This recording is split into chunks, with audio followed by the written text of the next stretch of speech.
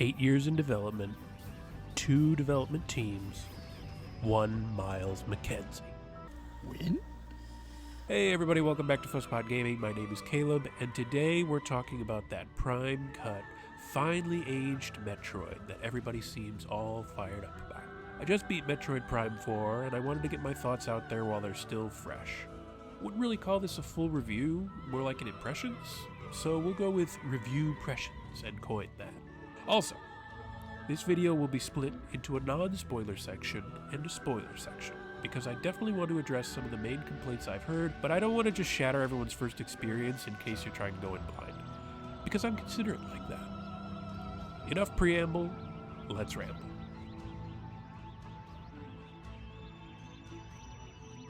So I played and beat this one in about 17 hours and got 100% items, as I usually do in Metroid games, so I feel like I have a good grasp of what the game is offering. If you're looking for a good Metroid Prime game, something that tickles that desire for atmospheric biomes with tons of stuff to scan and collect, Prime 4 really does tick all those boxes.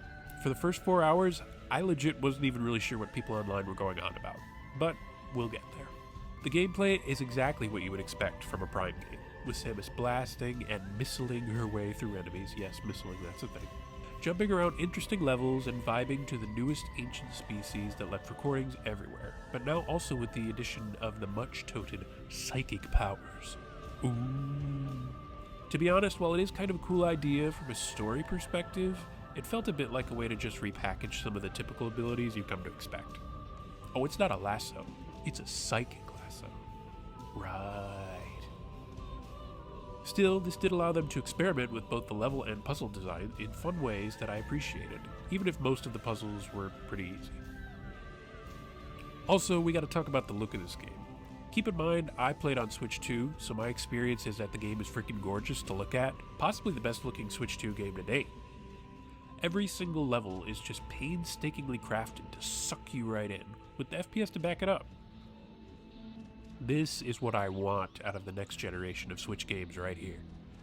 The moment-to-moment combat of the game is classic Prime stuff, lots of blasting and bombs and all that, which is both a positive and a negative. While I appreciate the return to form, part of me feels like the targeting system is due for an upgrade of some kind. But keep in mind, I played in classic dual-stick mode, so maybe the mouse control option would have been better. I don't know, but I just couldn't see myself playing any other way. As for the bosses, in my opinion, they are better here than they've pretty much ever been. I love the first 3 Prime games, of course, but boss fights were not their strong suits. In this one, though, each boss tested your knowledge of your arsenal without leaving you frustrated, and a few were genuinely awesome set pieces. It's clear they didn't want to mess this part up. Love to see Samus flex on the local wildlife. And we have to talk about that music, dear God. They brought back Kenji Yamamoto to compose, who has been making music for this franchise since Super Metroid. And it is wonderful. Every track feels like stepping back into the world of Prime and is quintessential Metroid vibes. Just perfection. But I guess that's what you'd expect from a guy who's been composing these longer than I've been alive. Another new addition to the game is one pretty much everyone has heard about already, so I can't even really consider it a spoiler.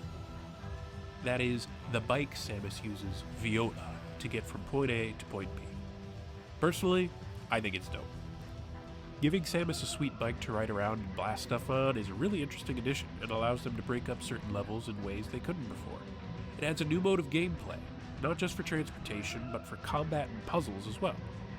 I just wish certain features of this new mechanic weren't initially locked behind an amiibo, like the skins and music. Not cool, Nintendo. Now, in order to address some of the issues I did have, we gotta get into the story and spoilers, so this is your warning, y'all. You know what to do. So I know that you're all thinking I'm gonna say, oh, he's gonna rip into the MCU writing and the NPCs. Oh, he's gonna complain about the desert section. Oh, he's gonna crap on the ending.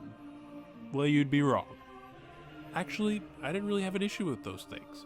I kinda liked the squad of weirdos trying to help Samus out, to be honest.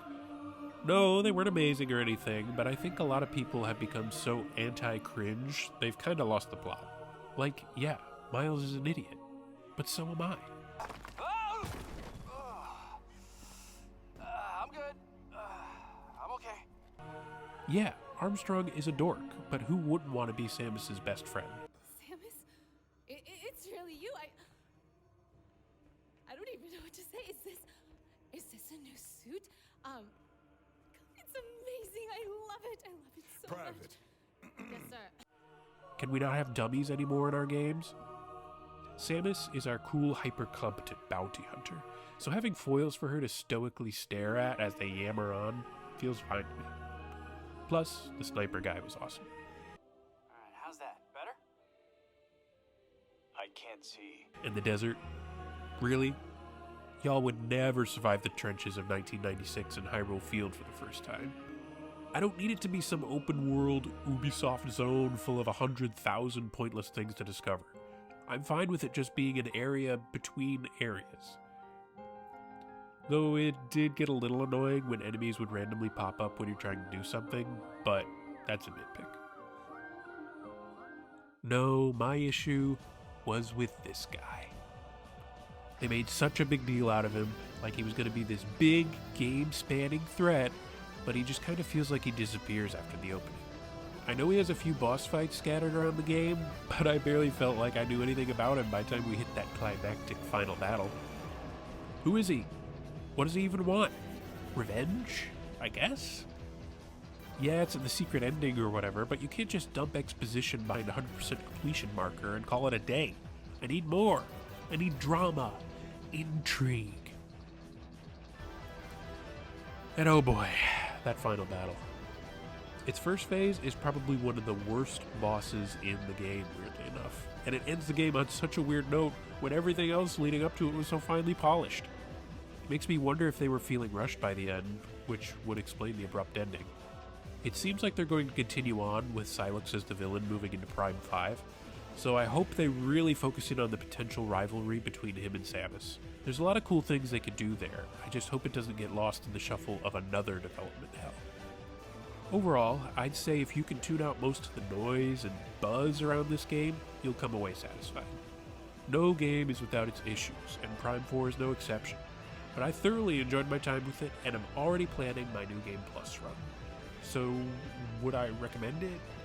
I mean, yeah? Have you been listening? Would you like to hear that again?